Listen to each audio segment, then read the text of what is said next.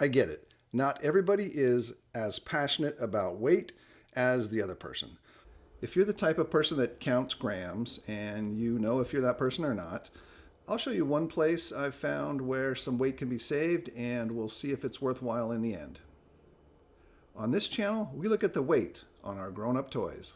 I spent a huge part of my career working in the bicycle industry, designing high-end mountain bikes. Because bicycles have fixed horsepower, they're limited by the size of the human engine.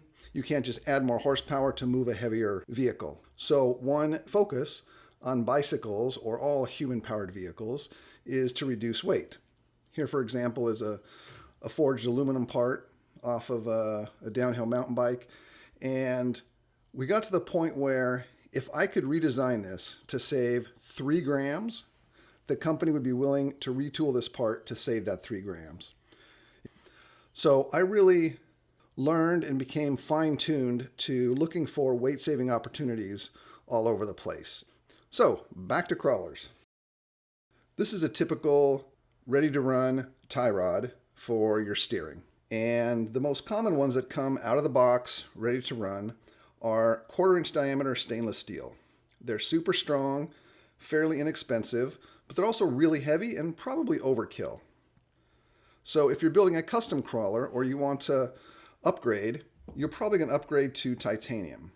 Instead of 1/4-inch, most titanium links, both steering and suspension links, are 3/16 diameter. It's a super common US size that's easy to find for link makers.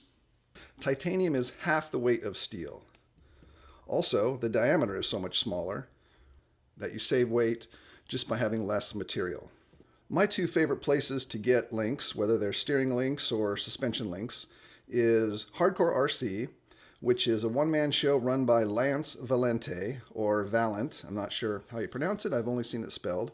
Lance is a one-man show. He has links for every possible vehicle out there, and he knows exactly what the bends and the lengths should be. So if you've got a vehicle, Lance is your guy. He does everything by hand himself, so sometimes it takes him a little while to process orders, but he does some of the best work there is. Alternatively, you may not know this, but Deluxe Fabrications has a ton of links. They make kits for their own vehicles, and then they just make stock straight links in a ton of different lengths, every 2.5 millimeters roughly. And you have to know what length you want, and you have to bend them yourselves. But they're generally in stock, readily available, inexpensive, and Deluxe is a great place for custom builders to get links. So this is a out-of-the-box stainless steel version. This is an aftermarket titanium version. I want to take it one step further. Here is an aluminum version with titanium ends. These are titanium links, only they're 1/8-inch diameter with a 3 millimeter thread. Most links have a 4 millimeter thread. And I got these links from Deluxe. They're 1/8-inch titanium, so they're really small, really light. You probably wouldn't want to use a full 1/8-inch in, 150, 200 millimeters long. So what I did is I bought a bunch of M3 spacers from Amazon. They come in a ton of different lengths, 70, 75, 80, 90, 100, and they're really nice, anodized aluminum, M3 threads in both sides.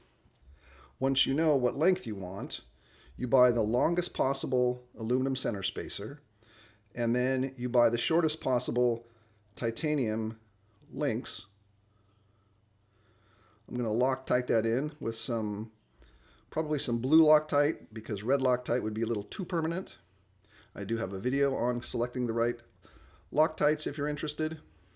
And if you need bends, you need to put your bends in afterwards. If you put your bends in first, then they're not going to be on the same plane when you screw them together. So I'm going to put this one in and then bend it in the same plane as this bend. So I bent the first one. The second one will be bent after it's installed. Now, the other component in this equation is going to be your rod ends. Your shocks, for the most part, are all M3 shafts, and there are a whole bunch of rod ends M3. So you will not have any trouble finding an M3 rod end of different lengths and different thicknesses to fit this M3 link.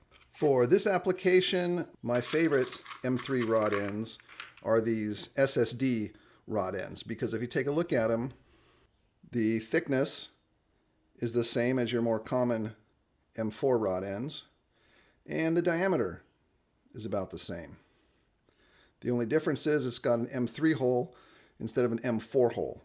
So these are great if you need something strong that has an M3 thread instead.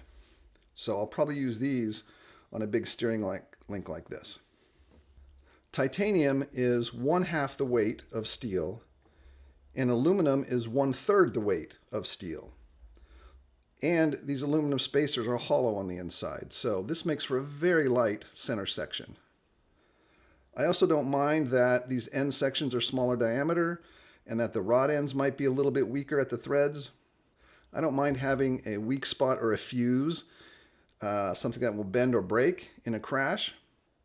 I think it's cheaper and better to bend or break a rod end than to break a knuckle or an axle. What I find fun about RC crawlers that's different from bicycles is you're not focused so much on lower total weight. On a bicycle, lower is always better.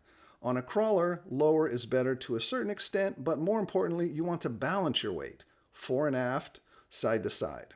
A lot of 10th scale custom crawlers are in the 5-pound range. That seems to be a very common range that works pretty well. The first one I ever built was 8.5 pounds. It was really too heavy. There are certainly people that have vehicles that are in the 3 and 4-pound range. There is a point of diminishing returns. I don't know what that is. I'd love to do a research project in the future to see how light is too light. You do need enough mass to press the tires down and create traction. But the cool thing about a crawler is if you can remove weight in some locations, that means other locations get heavier. So you can balance your weight by removing weight. For example, obviously, if you want to weight the front, you take weight off the back, that automatically increases your front weight bias.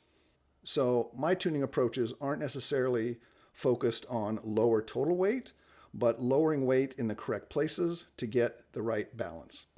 So let's weigh these links and see if this was a worthwhile project or not.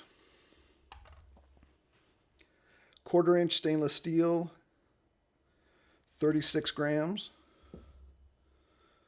Titanium 3/16 rod, 14 grams. That weight savings comes from the smaller diameter and the lighter material. Now, here's the aluminum one. So it's lighter than titanium, and this has even smaller titanium on the ends.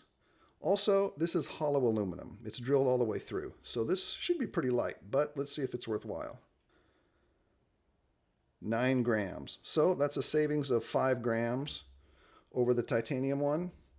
The cost was a couple bucks more. But I think it's a good endeavor. Here's why.